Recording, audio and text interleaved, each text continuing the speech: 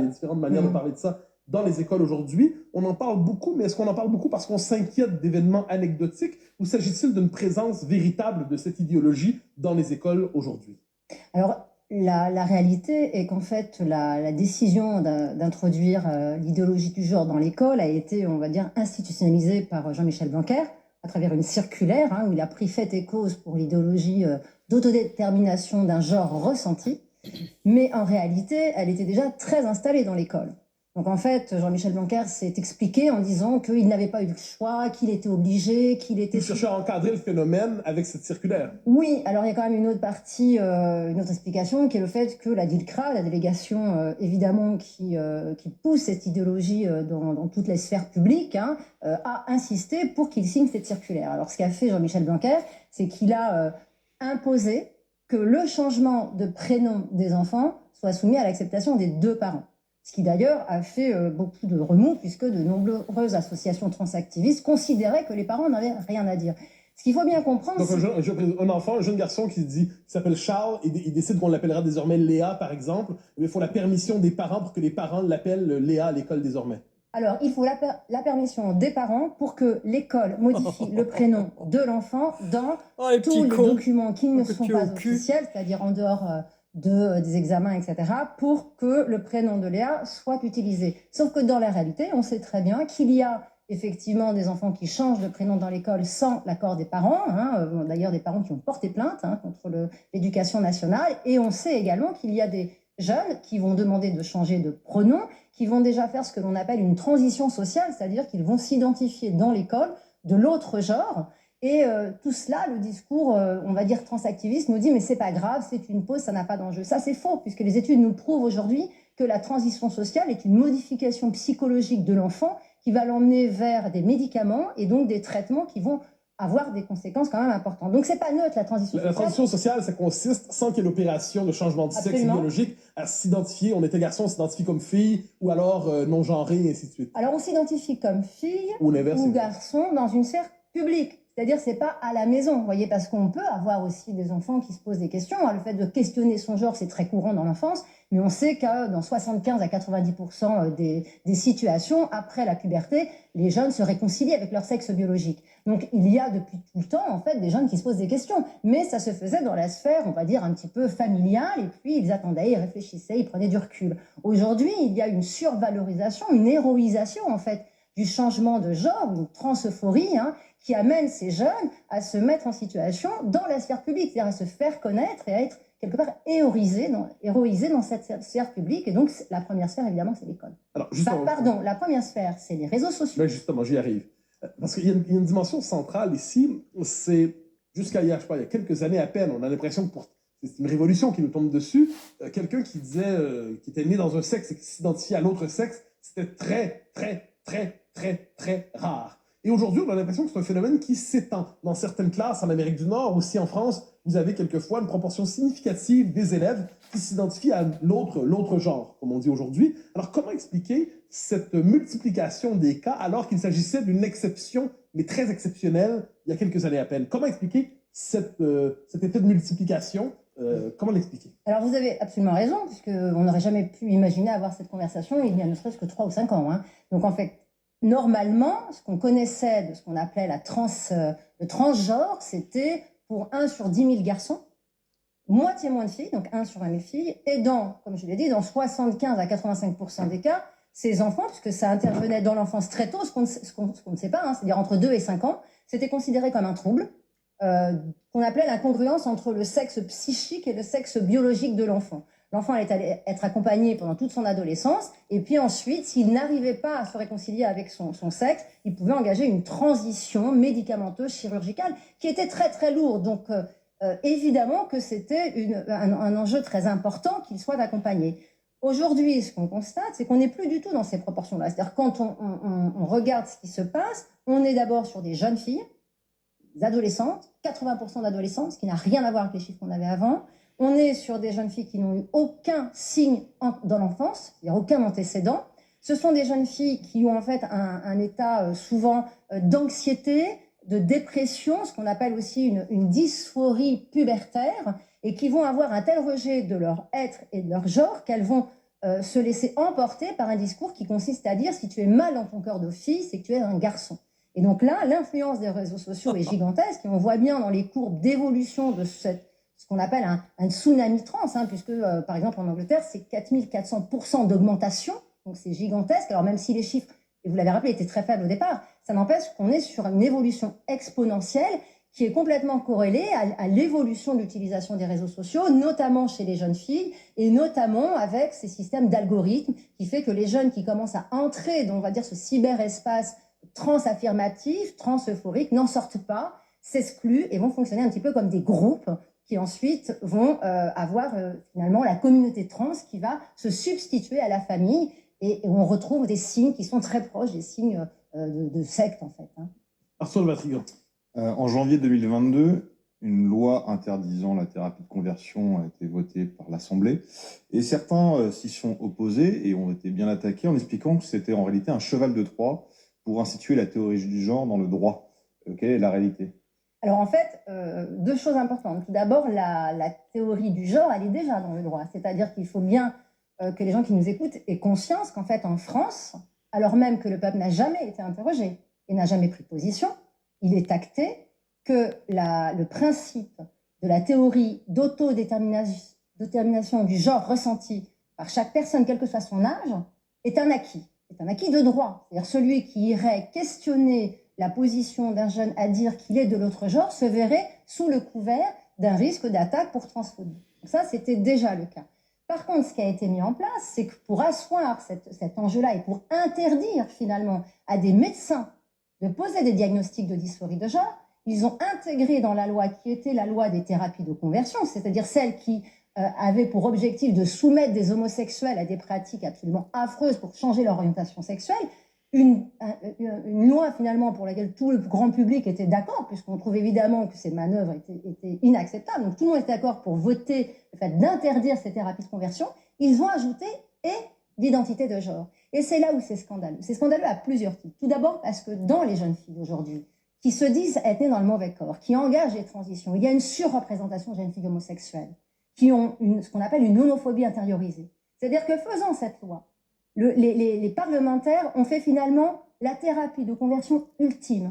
C'est-à-dire qu'ils rendent possible à des jeunes filles qui ont peur de s'assumer en lesbiennes le fait de choisir, parce qu'elles pensent qu'elles seront plus acceptées par la société, le fait d'être trans.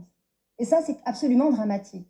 Et les chiffres sont là. Dans toutes les études, que ce soit en Suède, en Norvège ou en Angleterre, on sait très bien, et notamment pour les détransitionneuses, que nombre d'entre elles étaient tellement en mal-être par rapport à leur homosexualité qu'elles ont choisi, elles ont pensé que la transition serait une solution pour elles. Et donc, évidemment, on a été un certain nombre à s'opposer au fait d'ajouter l'identité de genre. Autre élément très important, c'est que par cette loi, ils interdisent presque à des psychiatres, à des psychologues de poser un diagnostic. Alors, et là, c'est encore un autre problème. C'est-à-dire qu'à partir du moment où vous affirmez le fait que la théorie fait que chaque personne, quel que soit son âge, elle a le droit, c'est même un droit absolu, d'autodéterminer du genre duquel elle est, ça veut dire que le psychiatre ne peut pas interroger cette demande. Sauf qu'on sait très bien aujourd'hui dans les études des autres pays qui font marche arrière qu'il y a une surreprésentation de jeunes filles qui ont des troubles psychologiques, des troubles psychotiques, qui ont vécu un moment traumatique dans leur vie et qu'on a une surreprésentation d'autistes. On va revenir dans un instant sur la question de la détransition qui est importante. C'est-à-dire qu'on voit aujourd'hui dans les pays occidentaux des gens qui s'étaient engagés très loin dans cette idéologie et qui aujourd'hui se disent on a été trop loin, il faut peut-être revenir sur nos positions antérieures. Mais avant d'aller là, j'aimerais savoir vous entendre sur parce qu'on parle de la transition de genre sociale. C'est-à-dire, je décide de m'identifier comme femme, vous devez l'accepter. Dans certaines sociétés, juridiquement, administrativement, on enregistre le fait, c'est tout. Dans d'autres cas, cela dit, on pousse ça plus loin. Et là, il y a les opérations de changement de sexe, c'est-à-dire de réassignation de genre, je conduis de réassignation d'identité sexuelle. Et là, c'est autre chose. Alors, il y a certains, on applaudira, on aura des réserves, qu'importe, mais quels sont les dangers liés à ces opérations, surtout lorsqu'il s'agit de mineurs, autour de la question des hormones et ainsi de suite. On ne parle pas des adultes ici, mais pour les enfants, quels sont les dangers de ces opérations? Alors, les dangers sont évidemment très importants, puisque ce qu'il faut bien comprendre, c'est que le principe d'autodétermination fait qu'on ne peut pas questionner le choix de l'enfant.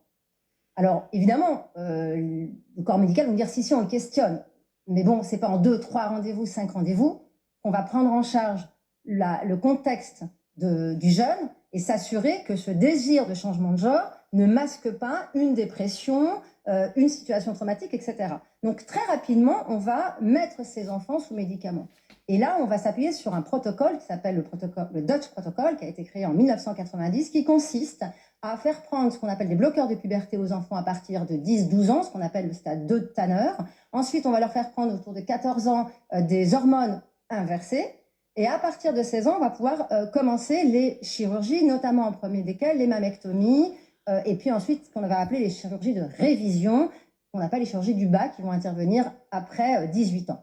Les bloqueurs de puberté vont arrêter le développement normal biologique de l'enfant, à tous les niveaux. C'est-à-dire qu'on va bloquer la constitution osseuse de l'enfant, on va avoir des conséquences d'ostéoporose évidemment, et au-delà de ça, on va bloquer tout le développement de l'enfant, et notamment le développement cognitif, le développement émotionnel. On va arrêter l'enfant dans une situation et dans un état émotionnel d'un enfant de 10 ou 12 ans. Ce qu'on sait également, c'est qu'à partir du moment où les enfants ou les jeunes vont faire cette transition sociale, dans une très grande majorité des cas, ils vont prendre des bloqueurs de puberté, donc on aura ces conséquences-là, et ils vont se suivre ensuite par des hormones croisées. Et l'association des bloqueurs de puberté et des hormones croisées va avoir quasi 100% pour conséquence de rendre infertiles ces enfants. Va avoir également pour conséquence, pour ces enfants qui n'auront évidemment à cet âge-là pas eu d'expérience de la sexualité, qui n'auront pas connu d'orgasme, c'est des enfants qui seront empêchés d'avoir une sexualité et une intimité sexuelle toute leur vie, et c'est des enfants qui ne connaîtront jamais la possibilité d'avoir un orgasme, puisque l'une des conséquences, c'est l'orgasmie. S'associe à ça, évidemment, des risques cardiovasculaires, enfin tous les risques, des risques de cancer, etc. Ensuite, il y a toutes les chirurgies. On sait que dans ces chirurgies de réassignation, mais là, c'est plutôt chez les adultes, on a à peu près 67% qui vont avoir des complications. C'est des opérations très lourdes, évidemment.